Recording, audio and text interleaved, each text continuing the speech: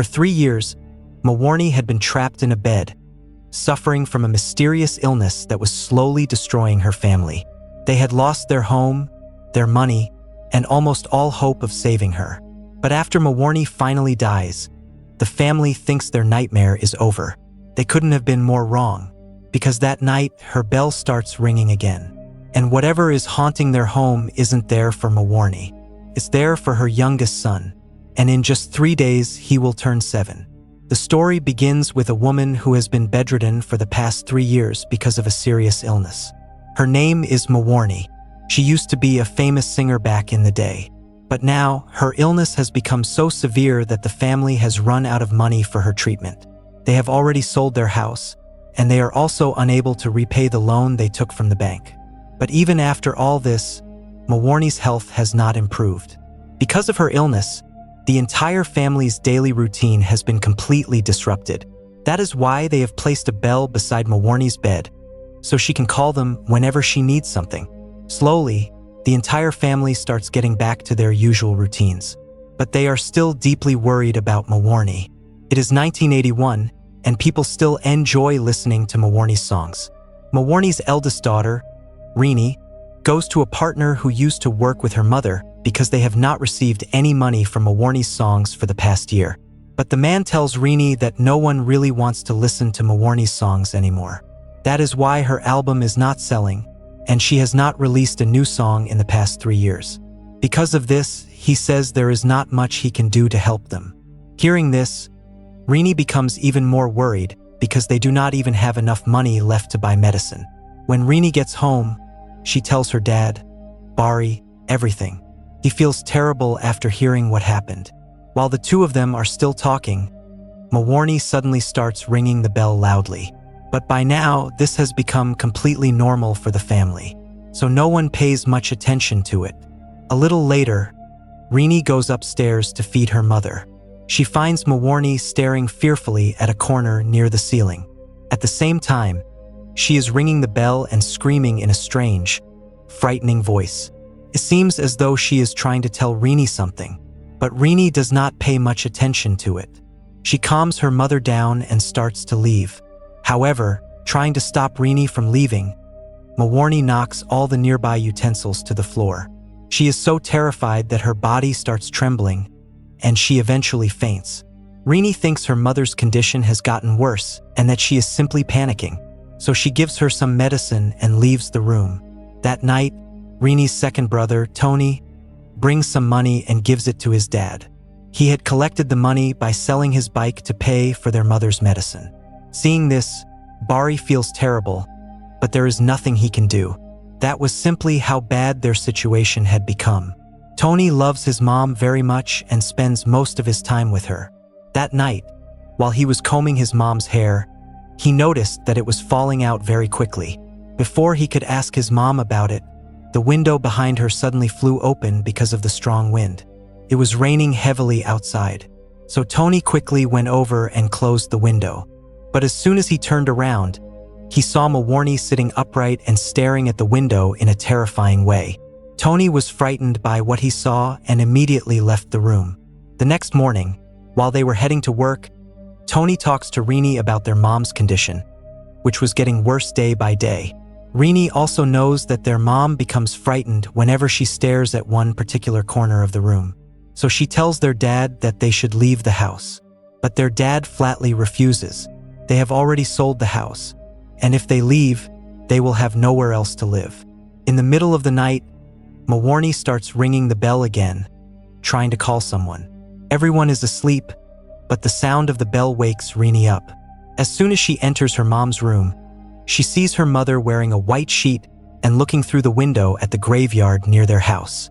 Rini is shocked to see her mother standing on her feet. She calls out to her, but her mother does not respond. Rini slowly walks over to her and reaches out to touch her. But at that exact moment, Mawarni, who is still lying on her bed, starts ringing the bell anxiously. Rini is completely terrified. Before she can understand what is happening, the woman wearing the white sheet suddenly disappears. Suddenly, Rini opens her eyes and realizes that she has been having a nightmare. But even in reality, Mawarni is ringing the bell loudly. As soon as Rini enters her mother's room, everything is exactly as she saw it in her dream. Her mom is actually standing near the window. Rini nervously walks over to her, and the moment she touches her, Mawarni suddenly falls to the ground, writhing in pain, and dies right there. The entire family is devastated by Mawarni's death. The next morning, all the villagers gather for Mawarni's funeral. The family thinks that now everything will finally return to normal, and their lives will slowly get better. But that is not what happens. In the middle of the night, Rini's younger brother hears strange and terrifying sounds coming from the graveyard. As soon as he gets up and looks outside, he sees a shadow emerging from a grave. He is so terrified that he screams. Meanwhile, Tony is sitting sadly and listening to his mother's songs, remembering her. Suddenly, he hears the sound of her bell coming from her room. It is the same bell she used to ring whenever she wanted to call someone. Tony is confused because his mother died just yesterday, and there is no one inside her room. He slowly walks into the room and turns on the light. To his horror, his mother's bell is moving by itself in midair. As soon as Tony steps inside, the bell suddenly falls to the floor. Terrified, he quickly leaves the room and goes back to his own room. The next morning, while he is listening to the radio, he hears the sound of the bell coming through it again. At that very moment, Mawarni comes up to Tony and calls out to him. Tony is suddenly frightened when he hears her voice. At the same time, his mom's comb suddenly appears in his hand, the same comb he used to brush her hair. Nervously, Tony turns on the light, but his mom, who was standing right in front of him just moments ago, has completely disappeared. Meanwhile, while drawing water from the well, Rini catches a glimpse of someone in the mirror, but when she quickly turns around, there is no one there. A little later, Rini's younger brothers go to the bathroom. They see their mother's picture hanging there, and both of them become frightened. So they decide to cover the picture with a white cloth. But as soon as they place the cloth over the picture, it falls over an unseen spirit standing in front of it instead. Terrified, both of them start screaming. Hearing their screams, Rini comes running over, but there is nothing there, not even a sign of what they had just seen. The entire family becomes deeply worried because they believe Mawarni's spirit has not been able to move on and is still wandering around the house. So the next morning, Tony buries his mother's bell and comb with her in her grave. Time passes and several days go by. One day, while Rini is returning home, her neighbor Hendra tells her that when they were burying her mother, he saw a terrifying-looking woman near the grave. He also says that the same woman is often seen wandering around their house. According to Hendra, it is Mawarni's spirit, and she is haunting them as an evil spirit. In reality, Hendra and his father, whom the villagers call Ustad Ji, are both deeply religious.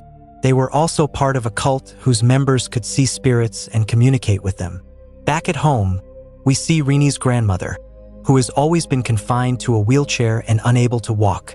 Suddenly, she gets up and starts walking on her own. Perhaps some entity has possessed her and is forcing her to do things she could never have done by herself. What she does next will be revealed later. When Rini gets home, she sees her grandmother's wheelchair, but her grandmother is nowhere to be found. Rini calls out to her. There is no response. Meanwhile, Rini's younger brother goes into the bathroom. As soon as he enters, he starts screaming loudly. Rini rushes over to see what happened. Her grandmother's dead body is lying inside the well. She has apparently taken her own life by drowning herself in the water. Rini and the rest of the family know that their grandmother cannot walk on her own. Surely, someone must have forcibly thrown her into the well. After that, the villagers come and pull her out of the well. Her funeral is held soon after. Rini's younger brother, who saw their grandmother's body in the well, goes into deep shock and remains mentally disturbed for many days. One day, while Rini is doing some housework, she finds a letter from her grandmother. Her grandmother had written the letter to an occultist. Rini wants to know why all of this is happening to their family. So, with Hendra's help, she goes to the address written on the letter. When Rini arrives, she knocks on the door, but no one comes out for a long time, so the two of them start to leave. Just then, a man opens the door. His name is Buddyman. Rini gives him her grandmother's letter. After seeing it, Buddyman invites both of them inside. Buddyman tells Rini that he and her grandmother loved each other and wanted to get married. But because of family pressure, her grandmother married another boy from their class. Even after she got married, however, the two of them never truly stayed apart. Buddyman explains that he is an occultist who can sense supernatural entities around him. Rini's grandmother had told him that Rini's mother could never become a mother. But many years later, when Buddyman went to see her grandmother, he found 4 children living in Rini's mother's house. That was when he realized that Mawarni had obtained these 4 children by performing some kind of ritual. She did not know that the ritual was demonic and extremely dangerous. Rini does not believe Buddyman at all. So Buddyman gives her a book containing all the details about the ritual Mawarni had performed to have the children. By the time Rini gets back home, her younger brother has become completely possessed. But Rini and the others think he is still in shock because he saw their grandmother's dead body. That is why they believe he is still traumatized. But that is not the case at all. While eating, he keeps staring at his younger brother. Rini and Tony notice it too, but neither of them pays much attention to it. Later, the two of them read the book Buddyman gave them. From it, they learn that the devil can make any woman become a mother through this ritual. But in exchange, he will take the woman's 4th son as a sacrifice as soon as he turns 7 years old. Their mother, Mawarni, kept having one child after another in an attempt to protect her 4th son. Eventually, she realized that the ritual was not what she had thought it was. But by then, it was already too late. Rini realizes that her youngest brother, who cannot speak, will turn 7 in just 3 days. That means the members of the cult will come to take him away. But Buddyman had told Rini that the cult members could only take the child if the family willingly handed him over. As long as they all stayed together, no one would be able to harm them. Rini still thinks all of this sounds like nonsense, so she goes to her room to sleep. In the middle of the night, her younger brother gets up to use the bathroom. There, he sees his mother's spirit. Terrified, he tries to run away, but suddenly, something grabs his shirt from behind. He tries to scream, but because he cannot speak, no one can hear him. In reality, his shirt was not being held by his mother. It had simply gotten caught on a nail. Meanwhile, his mother's spirit stretches out her long arms. Before she can hurt the boy, he manages to free himself and runs outside the house, hiding inside a trunk. The next morning, Rini and Tony search the entire house for him, but he is nowhere to be found. When Rini goes outside to look for him, she finds him unconscious inside that same trunk. Rini has had enough of everything that has been happening to her family. Hoping to improve the situation at home, she calls Hendra's father, Ustad G, and asks him to come over. Ustad G inspects the entire house and tells them to pray and ask God for help. Then he leaves. That night, following Ustad G's advice, Rini decides to pray. As soon as she starts praying, she feels as if someone is standing behind her. Rini becomes extremely nervous, but when she turns around, there is no one there. Relieved, Rini takes a deep breath, but then, the spirit suddenly enters her scarf. Rini starts screaming. However, the spirit disappears just moments later. Rini's dad, Bari, is not home at the time, so Rini and Tony take their 2 younger brothers and go to Ustad G's house. By now, staying in their own home has become too difficult for them. The next morning, Buddyman urgently asks Rini to come to his house, but Rini cannot leave her brothers alone. So Hendra helps her by going to Buddyman's house alone on her behalf. Buddyman has written a letter for Rini, and it is important that she receives it as soon as possible. Hendra starts his journey back with the letter. But on the way, something suddenly appears in front of his bike. He tries to avoid it, but the bike slips and he falls to the ground. A truck coming from the opposite direction runs him over, dragging him along the road and killing him instantly. Some villagers find Hendra's body and bring it home. As they do, the letter falls from his pocket, and Rini picks it up. It becomes clear that some supernatural entity did not want Buddyman's letter to reach Rini. But now, the letter has finally reached her. Ustad G is devastated by the death of his young son and breaks down in tears. That night, Rini begins locking all the doors and windows of the house. Suddenly, she sees Hendra's spirit standing in front of her, but just moments later it disappears. Rini thinks she is imagining things and does not pay much attention to it. But then, Hendra's spirit suddenly grabs her hand and starts pulling her toward it. Rini screams for help. Tony comes running and pulls her back inside. Standing at a distance, Ustad G watches everything happening. He does not come to help Rini because he believes their situation is the reason his son is now dead. Rini and Tony run toward the back door of the house. Meanwhile, their dad, Bari, also comes home. Seeing him, the children feel a little relieved. Rini tells her dad that they cannot stay in this house any longer. After hearing this, Bari also decides that they will leave as soon as morning comes.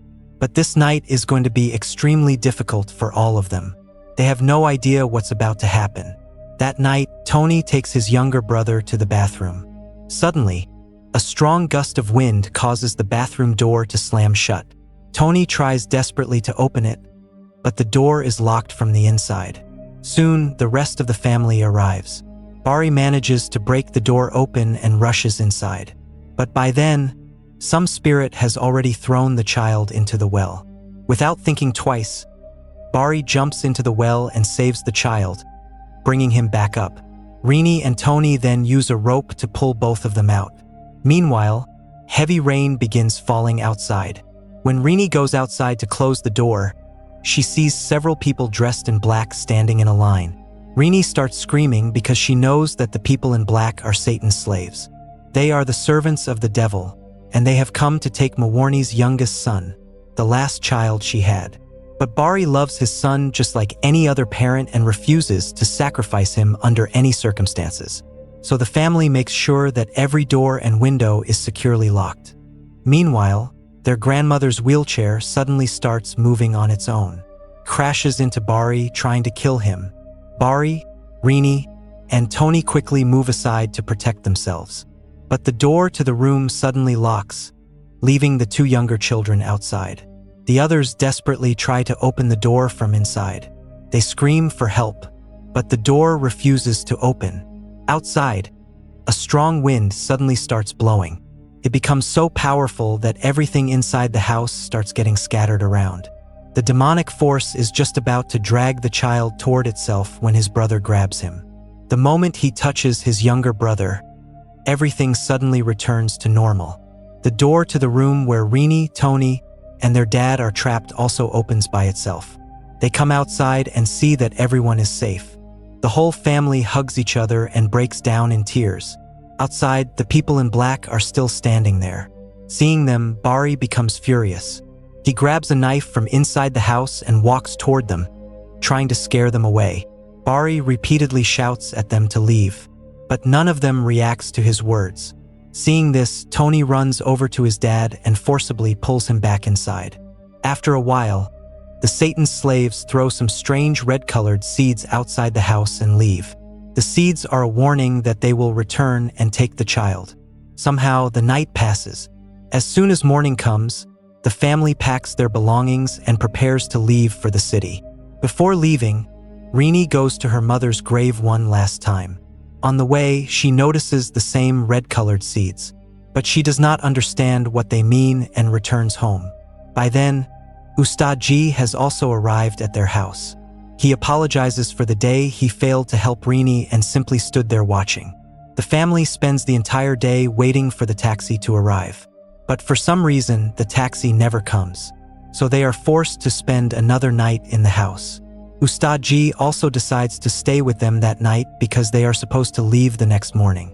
That night, everyone is sitting together and talking when suddenly all the lights in the house go out. When the power does not come back for a long time, everyone goes to their respective rooms to sleep. Then Rini remembers the letter Buddyman gave her, the same letter Hendra was carrying when he was killed. Rini reads the letter and discovers that Satan's slaves leave their red seeds in front of a house whenever a member of their cult is inside. After reading this, Rini finally understands everything.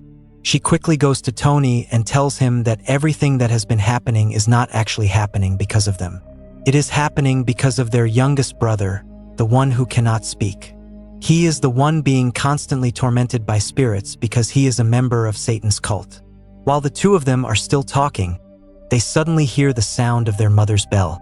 Both of them are terrified. When they go outside to see what is happening, they find their mother's spirit standing there, making a horrifying sound.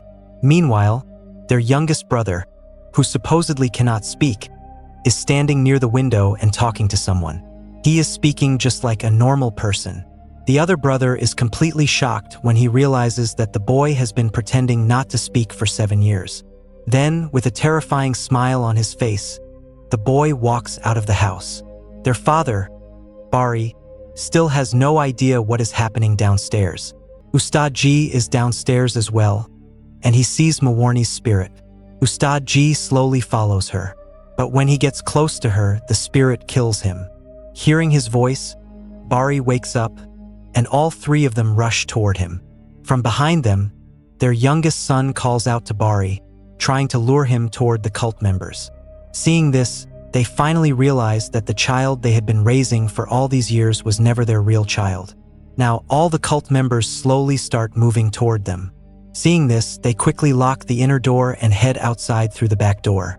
Meanwhile, Buddyman also arrives there. He has come to take them away.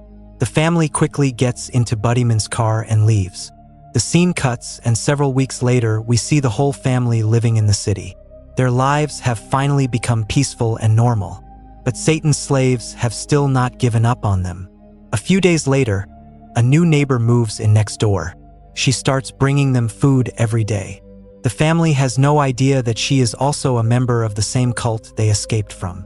This means an even worse time is about to begin for them, and they are completely unprepared for what is coming. And that's where this terrifying story comes to an end. What did you think of the movie? Let me know in the comments below. If you enjoyed this horror recap, make sure to like the video and subscribe to Ghostly Screen for more terrifying movie stories. Thanks for watching, and I'll see you in the next one.